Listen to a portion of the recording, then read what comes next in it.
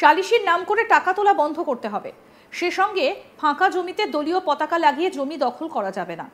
নিজের দলীয় কর্মীদেরই সতর্ক করলেন রাজ্যের শাসক দলের মন্ত্রী। কি অবস্থা একবার ভাবুন।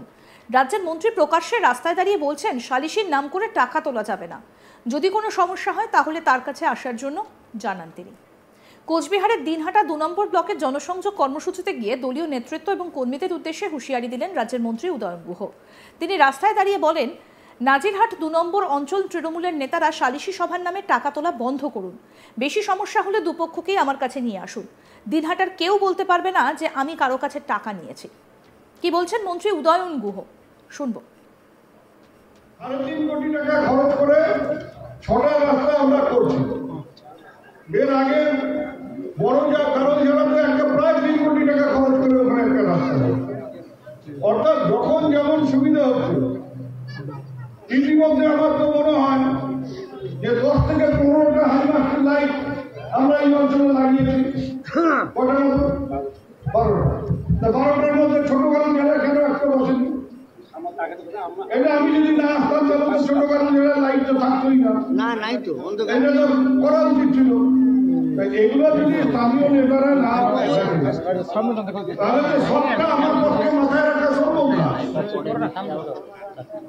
আমি আর একটা কথা বলি, যেটা দীপক ভট্টাচার্য বলল, এই সালিশি বন্ধ করতে হবে। সালিশি করে আমাদের নেতাদের বদনাম হয়। তারা বিচারক না। বিচারক সব দিক বিচার করে আইন মেনে যে রায়টা দিতে পারে।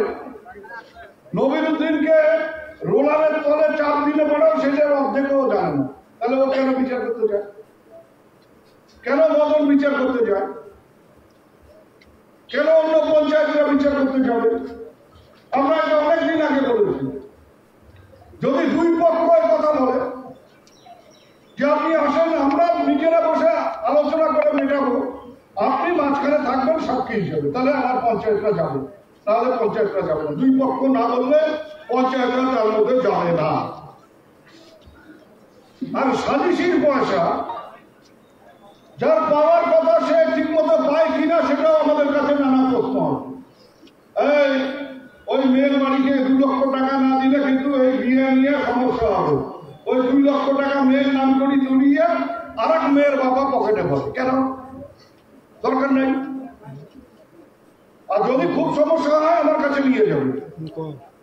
একটা কথা তো বলতে পারি যে আমাকে এই দিনাটা একটা লোক খুঁজে পাওয়া যাবে না, বলবে যে আমি এই বিচার করে দিয়ে তার কাছ থেকে এই টাকা নিয়েছি। আমার কাছে যখন টাকা পয়সা নিয়ে কোনো সমস্যা হয়, বলি দুই পক্ষ আসবে, আমি বসে থাকবো, আমার সামনে এর হাতের টাকা ওর হাতে যাবে, আমার হাতে দেওয়া দরকার। আমার হাতে টাকা দেওয়া দরকার নেই, কিন্তু সমস্যা হলে সেই টাকা একজন আরেকজনকে দেবে, আমি বসে থাকবো। এছাড়াও তিনি বলেন, তৃণমূলের দলীয় পতাকা লাগিয়ে আমরা কারো জমি দখল করব না কিংবা কারো জমি দখলেও সাহায্য করব না। পাশাপাশি তিনি এও অভিযোগ করেছেন স্থানীয় তৃণমূল নেতৃত্বের জন্য বেশ কিছুটা ভোট নির্বাচনে বিজেপির দিকে যায়। এই বিষয়ে কি বলেছেন শুনবো এবার। আমরা জোর করে পার্টির পতাকা লাগিয়ে কারো জমি দখল করবো না, কারো জমি দখল করতে সাহায্য করবো না।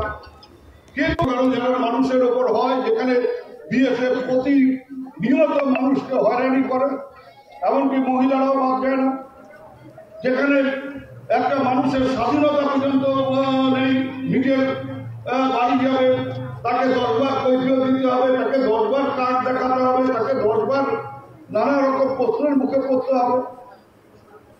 তারপরেও এই লোকগুলো যদি কেউ এখান থেকে 10টা ভোটও বিজেপিকে দেয়, তাহলে মনে রাখতে হবে সেই ভোটটা তারা বিজেপিকে দেয়নি, সেই ভোটটা আমাদের নেতার বিরুদ্ধে তারা ভোটটা দিয়েছে।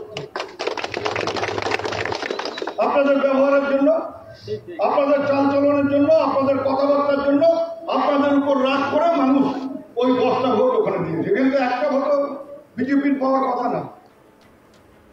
আমাদের প্রতিনিধি উৎপল পোদ্দার কি প্রতিবেদন তুলে ধরলেন, দেখবো এবার। বিতর্কিত মন্তব্যের আরেক নাম উদয়ন গুহ। উদয়ন গুহকে কিন্তু বিতর্কিত বলেই এখনো পর্যন্ত কোচবিহারবাসী জেনে এসেছে। বিরোধীদের হোক চাই দলীয় কর্মীদের হোক, তার যে মেজাজ, সে মেজাজকে ধরে রেখেই কিন্তু সে বারবার হুঁশিয়ারি দিয়ে থাকেন সবাইকে, হুঁশিয়ারি দিয়ে থাকেন বিরোধী পক্ষকেও।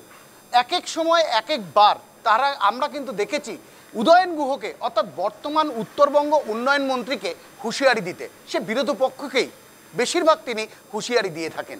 কিন্তু এবার ঠিক সেই মেজাজেই হুঁশিয়ারি দিলেন দলীয় কর্মীদের। দিনহাটার বিএসএফ এর বিরুদ্ধে বিভিন্ন ধরনের অভিযোগ উঠে আসছিল, সেই অভিযোগের ভিত্তিতে গেট মিটিং করেন উত্তরবঙ্গ উন্নয়ন মন্ত্রী উদয়ন গুহ। আর সেই গেট মিটিং থেকেই কিন্তু এবার হুঁশিয়ারি দিলেন দলীয় কর্মীদের, সালিশি সভা থেকে কোনো রকমভাবেই কোনো অর্থ নেওয়া যাবে না। পাশাপাশি যেসব জমিগুলো এখনো পর্যন্ত কোনো দাবিদারহীন বা খালি অবস্থায় পড়ে রয়েছে সেখানে দলীয় পতাকা লাগিয়ে সেখানে কোনো জমি দখল করা যাবে না বলে কিন্তু তিনি হুঁশিয়ারি দিয়েছেন।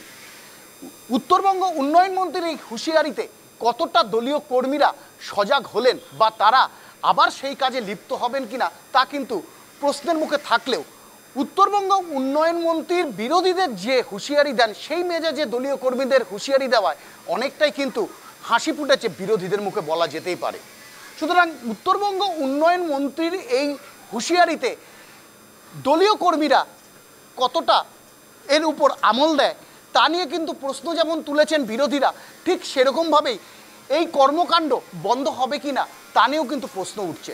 তবে উত্তরবঙ্গ উন্নয়ন মন্ত্রী যে মেজাজে হুঁশিয়ারি দিয়েছেন সেই মেজাজ কিন্তু দলীয় কর্মীদের জন্য ফলপ্রসূ হবে বলে মনে করছে রাজনৈতিক মহল। সালিশির নাম করে টাকা তোলা বন্ধ করতে হবে, সেই সঙ্গে ফাঁকা জমিতে দলীয় পতাকা লাগিয়ে জমি দখলও করা যাবে না। নিজের দলীয় কর্মীদেরকে সতর্ক করলেন রাজ্যের শাসক দলের মন্ত্রী। কি অবস্থা ভাবুন, রাজ্যের মন্ত্রী প্রকাশ্য রাস্তায় দাঁড়িয়ে বলছেন সালিশির নাম করে টাকা তোলা যাবে না, যদি কোনো সমস্যা হয় তাহলে তার কাছে আসার জন্য জানান তিনি।